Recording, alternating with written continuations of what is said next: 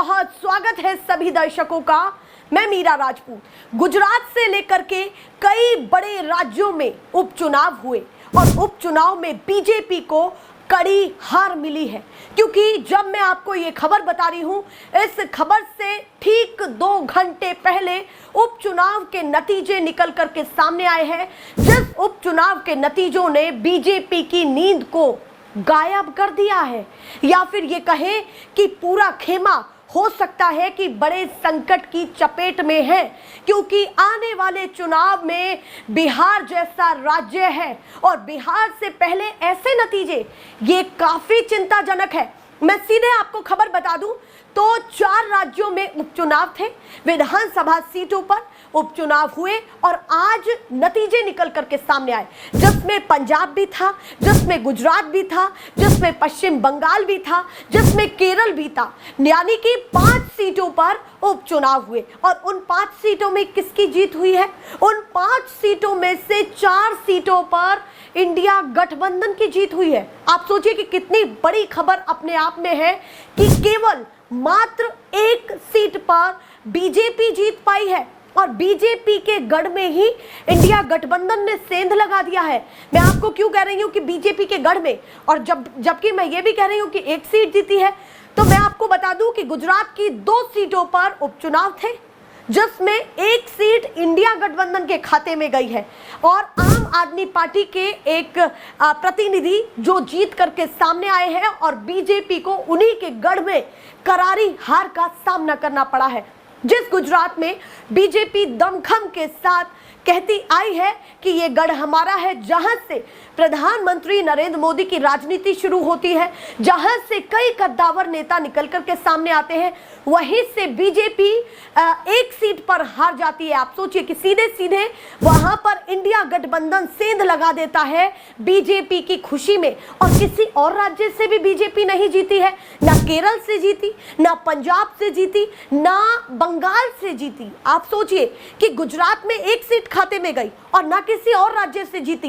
इन नतीजों ने हैरान कर दिया है कि क्या जो ये नतीजे निकल करके सामने आ रहे हैं, यही परिणाम बिहार में होने जा रहे हैं, क्योंकि ये वाकई काफी चिंताजनक हो जाता है तमाम पूरे खेमे के लिए, बीजेपी के लिए और बीजेपी समर्थित उन पार्टियों के लिए भी जो बीजेपी के गठबंधन में है, क्योंकि इंडिया गठबंधन उबाल मार रहा है। तो सीधे मैं अब आपको आंकड़े दिखाती हूं, कौन कहां से कितना आगे, और क्यों मैं ये कह रही हूं कि बीजेपी के लिए संकट के बादल दिखाई दे रहे हैं आने वाले चुनावों में, क्योंकि लोकसभा चुनाव से ये तो समझ में आ गया कि बीजेपी को अगर कोई सीधे सीधे यहां पर मुसीबत के तौर पर सामने खड़ा हुआ दिखाई दे रहा है तो वो इंडिया गठबंधन है।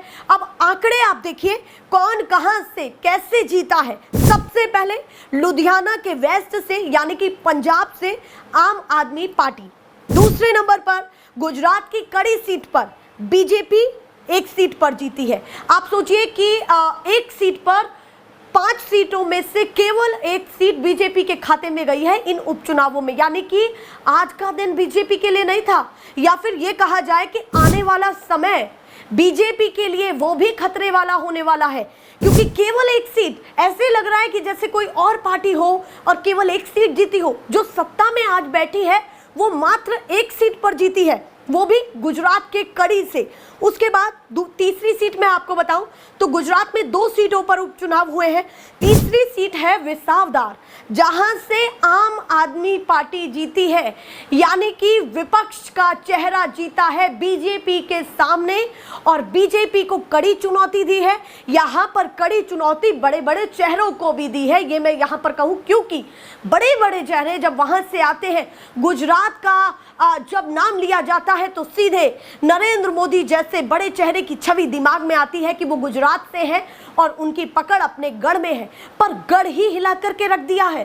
क्या इंडिया गठबंधन यही संकेत आगे के चुनावों में दे रहा है? अब आगे बढ़िए, मैं आपको चौथी सीट बताऊं तो केरल के नीलमपुर से यहां पर कांग्रेस जीती है। कांग्रेस का परचम लहराया है केरल में। उसके साथ साथ पश्चिम बंगाल में कालीगंज से टीएमसी जीती है। तो केवल 1 सीट पर नाम आया बीजेपी का, वो भी कौन सी? गुजरात की कड़ी, और एक ही सीट से वहां पर हराया गया। वो कौन सी? विसावदर, जहां पर इंडिया गठबंधन ने बीजेपी को उन्हीं के गढ़ में सीधे सीधे चुनौती दी है। अब मैं यहाँ पर आपको कुछ ऐसी तस्वीरें या फिर ऐसी बातें साझा करने वाली हूँ जिनसे आपको ये पूरी तरीके से क्लियर हो जाएगा कि ये उपचुनाव किस लिहाज से काफी गंभीर बीजेपी के लिए होने वाला है, क्योंकि इस उपचुनाव के नतीजों से इस समय बीजेपी खेमे में पूरी तरीके से खलबली है। होनी भी चाहिए, क्योंकि सत्ता में बैठी हुई पार्टी है, राज्य में भी उनकी सरकार है और केंद्र में भी, फिर भी इंडिया गठबंधन उनको इस तरीके से चुनौती दे रहा है। आप सोचिए कि अपने आप में कितनी बड़ी बात हो जाती है। अब यहाँ पर सीधे सीधे मैं आपको बताऊं तो अभी कुछ ही दिन पहले प्रधानमंत्री नरेंद्र मोदी बिहार गए और साथ ही साथ उन्होंने अनाउंस भी किया कि आने वाले तमाम चुनावों में हमारी जीत निश्चित होगी। पर आप ये सोचिए कि जब इन उपचुनावों के नतीजे निकल करके और राज्यों में जा रहे हैं तो क्या बीजेपी की इस छवि पर प्रभाव नहीं जाएगा कि क्या इंडिया गठबंधन वाकई आज के समय में इतना मजबूत हो चुका है कि बीजेपी का सामना करने में कतई पीछे नहीं है, पीछे नहीं आगे है। 5 सीटों में से 1 सीट पर ले आया बीजेपी को इन उपचुनावों के नतीजों में। वहीं राहुल गांधी इससे पहले गुजरात गए थे, उन्होंने अभी कुछ ही दिन पहले दौरा किया है। वहां पर जाकर के उन्होंने पूरी तरीके से ये हुंकार भरी और कहा कि अब आने वाले चुनावी नतीजों में बीजेपी का सफाया होने वाला है। तो क्या जो ये नतीजे हैं वो वही दिखा रहे हैं कि बिहार ही नहीं, गुजरात में भी बड़ा खतरा मंडरा रहा है बीजेपी पर। सवाल तो ये भी है कि आखिर ऐसा हो क्यों रहा है, बीजेपी की लोकप्रियता में कहीं ना कहीं कटौती क्यों हो रही है? क्योंकि ना तो वो पश्चिम बंगाल से जीते, जो पश्चिम बंगाल का अमित शाह जी जिक्र कर रहे हैं कि आने वाले चुनावों में नतीजे ऐसे निकल करके सामने आएंगे कि बीजेपी की सरकार बनेगी। उस पश्चिम बंगाल में 1 सीट पर चुनाव होता है, उसमें भी टीएमसी जीत जाती है, वहां से आपको हार मिली है। पंजाब आए तो पंजाब में भी आम आदमी पार्टी जीतती है। गुजरात की बात करें तो केवल 1 सीट आपके खाते में गई है गुजरात में, और 1 सीट इंडिया गठबंधन के खाते यानी कि आम आदमी पार्टी के खाते में गई है।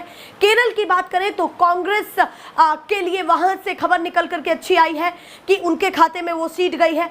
अब सवाल ये उठता है कि भारतीय जनता पार्टी क्या करने वाली है आगे और इनके साथ क्या होने जा रहा है, क्योंकि बीजेपी की रणनीति को यह कहा जाता है कि बड़ी मजबूत रणनीति है, पर ऐसा तो नहीं कि जनता का विश्वास अब पूरी तरीके से कमजोर होता जा रहा है इस पार्टी से, क्योंकि ये वो पार्टी है जिस पार्टी पर सीधे सीधे हिंदुत्व का ठप्पा लगता है और ये कहा जाता है कि हिंदुत्व हितैषी पार्टी है।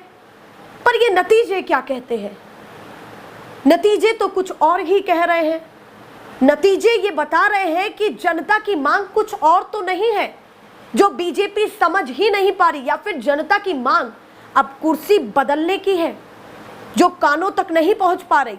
और जिस तरीके से राहुल गांधी, केजरीवाल, तमाम बड़े बड़े चेहरे, ममता बनर्जी, जिस तरीके से मोर्चा बीजेपी के लिए खोल करके रखे हैं, ये मोर्चा वाकई धीरे धीरे नींव को खोखला तो नहीं कर रहा है बीजेपी की, क्योंकि बीजेपी के हाथ से आरएसएस भी धीरे धीरे जा रहा है, जाना ही कहेंगे, क्योंकि खबर ये निकल करके सामने आती है कि कभी अनबन है, कभी कुछ और खबरें निकल करके सामने आती हैं, कभी अध्यक्ष ही ये कह देते हैं कि अब हमारी पार्टी इतनी मजबूत हो चुकी है कि अब हमें किसी संगठन की जरूरत नहीं है। तो ये जिस तरीके से बीजेपी के साथ इस समय भूमिका बन रही है, आने वाले समय में होने क्या वाला है, और जो ये बिहार का सपना तमाम पार्टियां देख रही है, कांग्रेस भी देख रही है, बीजेपी भी, आरजेडी भी, जो वहां की मुख्य विपक्षी पार्टी है, तो जो ये सपना देख रही है तमाम पार्टियां, ऐसा तो नहीं कि ये बिहार के सपने में सीधे सीधे बीजेपी के सपने में सेंध लग गई है। क्योंकि ये यहाँ पर ये नहीं दिखा रहा है कि कांग्रेस को जनता डिनाई कर रही है या फिर आरजेडी को या फिर विपक्ष को। यहाँ तो उल्टा ये दिख रहा है कि विपक्ष के पास जनता का भरोसा जा रहा है, फिसल रहा है। चाहे पश्चिम बंगाल हो, चाहे पंजाब हो, चाहे गुजरात हो, चाहे केरल हो, तमाम जगह विपक्ष की जीत हुई है। ऐसा लगा आज इन नतीजों से कि आने वाले दिनों के परिणाम तो नहीं होने वाले, क्योंकि पहले और भी पार्टियां नहीं सोचती थी कि उनकी कभी हार हो जाएगी, कभी नहीं सोचा था। और ऐसे ही उसी कॉन्फिडेंस के साथ धीरे धीरे उनकी नींव खोखली होती चली गई। और ऐसा तो नहीं कि यही स्थिति अब बीजेपी के साथ होने जा रही है। तो पता नहीं कि अब क्या होगा क्या नहीं होगा, पर यह क्लियर है कि बिहार के चुनावों में भी कुछ ना कुछ होने वाला है। और बिहार में तो वैसे ही नैया खतरे में है। जब ऐसे ऐसे गठबंधन हो जो कहीं भी चले जाते हैं, नीतीश कुमार जैसे नेता उस गठबंधन का हिस्सा हो, तो क्या ये वाकई चिंता वाली बात बीजेपी के लिए नहीं है? आप क्या इस खबर को लेकर के सोचते हैं? हमें कमेंट करके जरूर बताएं। फिलहाल के लिए नमस्कार।